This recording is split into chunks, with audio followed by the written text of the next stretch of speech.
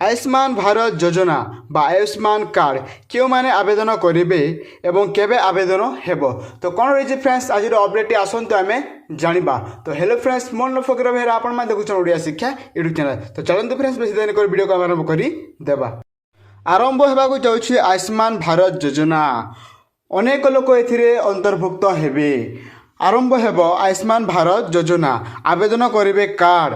एठारे अनेक लोक अंतर्भुक्त हेबे एवं एही योजनार फायदा उठेबे बोली सरकार को सूचना।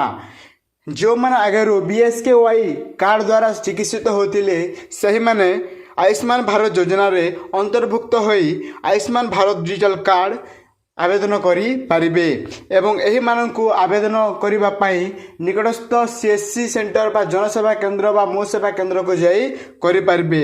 एवं कथा रहिला या केउ माने करिबे। तो जे माने BSKY कार्ड आगरु पाइछंती सही माने मध्य करिबे किंबा जे माने BSKY कार्ड पाइ नाहंती सही माने मध्य आयुष्मान भारत योजना रे आवेदन करि पारिबे।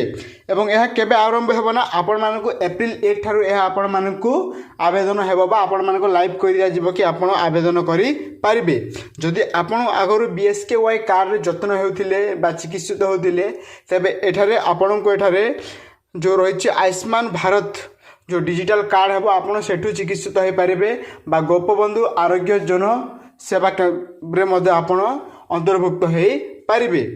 आगरु BSKY थिला बेले ताहाकु वर्तमान केंद्र एवं राज्य रे डबल इंजिन सरकार हैला परे ताहार नाम परिवर्तन करी आयुष्मान भारत डिजिटल कार्ड नाम परिवर्तन कर दिया जायछि एवं यह आपण माननकु एप्रिल 1 थारु आपण माननकु आवेदन करिबा पई मध्य पड़िबो। आपण निकटस्थ जनसेवा केंद्र बा CSC सेंटर को जाई यह आपण आवेदन करि पारिबे। यह आपण माननकु बिना मूल्य रे हेबो। एवं देखंतु फ्रेंड्स एप्लाई कला परे आपण माननकु एही कार्ड टी आपण माननकु पोस्ट जरिया रे आपण माननकु घर को पठै दिया जिवो। तेबे आपण कार्ड टी आसिला परे आपण जत्न हेई पारिबे बा चिकित्सित हेई पारिबे निकटस्थ जो रही आपण मानक हॉस्पिटल रे। तो एठारे अनेक हॉस्पिटल रो तालिका अछि।